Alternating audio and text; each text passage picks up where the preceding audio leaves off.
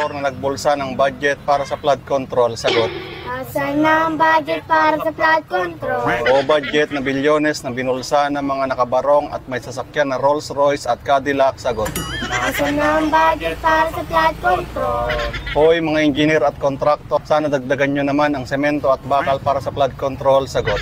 Asan na ang budget para sa flood control? O mga buhayang walang ya, higupin nyo na sana ang tubig kapag bumaha o di kaya yung mga bahay nyo naman ang maanod at matangay ng baha? Sagot. Asan na ang budget para sa flood control? Alam mo naman, biro lang naman yun eh. Wala yun. Mr. Chair? So, Senator Bato. Mr. Diskaya, sa dami-dami mong binanggit na pangalan na kongresista, isa lang tanong ko, Senador, meron ba? Your Honor, wala po. So, Sigurado ka? Safe ka na. Sigurado po. I resent that statement, Mr. Chair. I resent that statement. Safe ka na. Okay. Diba? Safe na. Mr. Chair, I move that you strike of the record that Alam mo naman, biro lang naman yun eh. Wala yun. Mr. Chair? So, Senator Bato. Mr. Diskaya, luxury cars. Kung gusto niyo po, bigyan ko kayo tig-iisa. Total 24 lang naman ang senador. Meron pa ako 4 para sa 4 kong anak. Garapal ka rin, ha? Sabihan mo ito. Makapal to.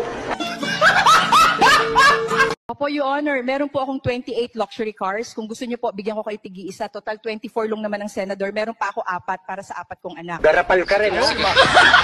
Sigurado po. I resent that statement, Mr. Chair. I resent that statement. Safe ka na.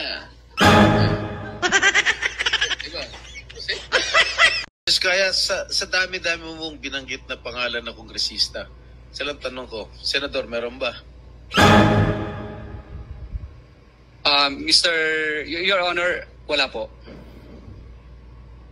So, Sigurado ka? Safe ka na. Sigurado po. I resent that statement, Mr. Chair. I resent that statement. Safe ka na. Diba? Safe. Ang murakot natin.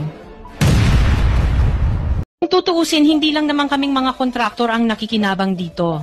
Marami din sa inyo, mga politiko, ang nagpapataba ng bulsa sa pangungurakot. Ang totoo, may hati-hati yan mula sa pinakamataas hanggang sa mga nasa gilid lang ng sistema. Huwag nyo kaming gawing panakiputas kasi kung babalikan ang lahat ng transaksyon, makikita ninyong mas malaki pa ang napupunta sa inyo kaysa sa amin. Lahat tayo alam ang laro, pero pag nahuhuli, kami lang ang tinuturo at pinarurusahan. Kaya huwag ninyong ipakita sa publiko na malinis kayo dahil sa bawat proyekto may kapalit na porsyento para sa inyong mga opisina. Ang sistema mismo ang nagtutulak sa amin na sumunod kung hindi kami papayag, wala kaming makukuhang proyekto. Pero sa likod niyan, kayo rin ang pinakaunang nagdidikta kung magkano ang dapat itabi para sa inyo. Kaya kung talagang seryoso kayong mag-imbestiga, huwag lang kaming kontraktor ang sisihin. Tingnan ninyo rin ang mga pangalan na nakaupo ngayon sa mga komite, sa mga ahensya, at lalo na sa mismong mga nagpapalakad ng gobyerno. Dahil sa totoo lang, pare-pareho tayong nasa iisang lamesa, iba-iba lang ang laki ng parte na nakukuha. Kawawa po talaga ang mga mamamayang Pilipino kasi ninanakaw lang natin ang kaban ng bayan. Pera ng taong bayan pero tayo ang nakikinabang. Hindi ba tayo nahiya? Ang mga mahihirap mas lalong naghihirap. Kaya tama na ang pangungurakot natin. Sa imperno. Dalhin ko na lang kayo doon sa imperno. Lahat ng buhaya, lahat ng lulong. Nakahuli na ako ng isa. Dapat makulong silang lahat. Ilan ba sila lahat, ma'am? Lahat ng buhaya, lahat ng lulong. Tama na yan, inuman na. Hoy, pare ko, tumagay ka. Nananabik na lalamunan. Tama na yan, inuman na. Pusoy ni Senador Rodante Marcoleta si Senador Jinggoy Estrada. Matapos ang birong safe ka na, dawit na si Estrada ngayon sa flood control scandal kasama si Senador Joel Villanueva. Ang detalye sa agenda report ni Hannah T. Mr. Diskaya, sa dami-dami mong binanggit na pangalan na kongresista, isa lang tanong ko, Senador, meron ba? Your Honor, wala po. Sigurado ka. Safe ka na. Sigurado po. Isang araw matapos ang kudeta sa Senado, dawit naman ngayon sa flood control scandal ang mga nag-iimbestiga sa issue na sina Senators Jinggoy Estrada at Joel Villanueva.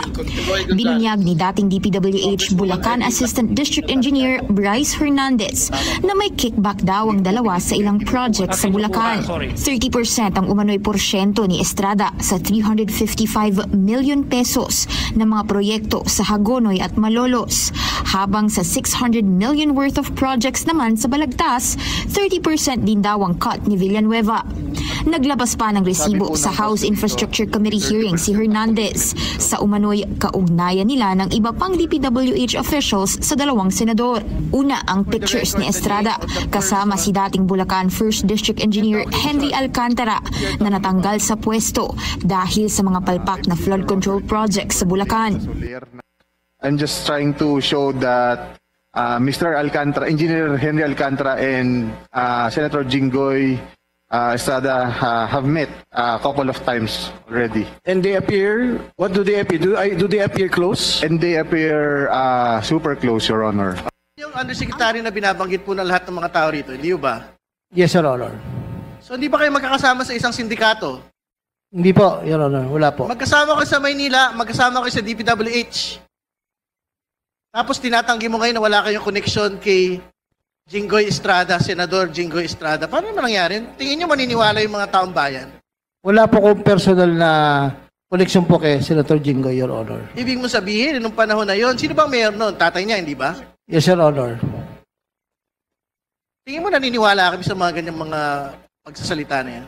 Your Honor, kami pong mga division chief po ay wala po kaming direct access kay Mayor Era po noong mga panahon po na yun, Your Honor. Pero ang malinaw, magkasama kayo ni Engineer Bernardo. Yes, Your sa Honor. City Hall. Yes, Your Honor. Magkasama rin kayo sa DPWH.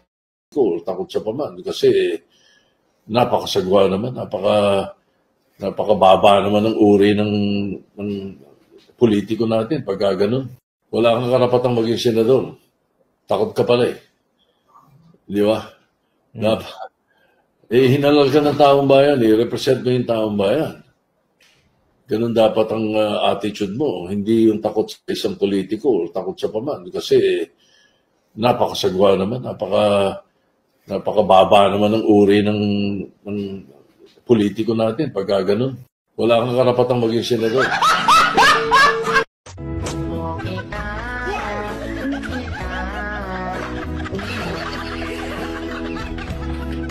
Ayaw, di ba?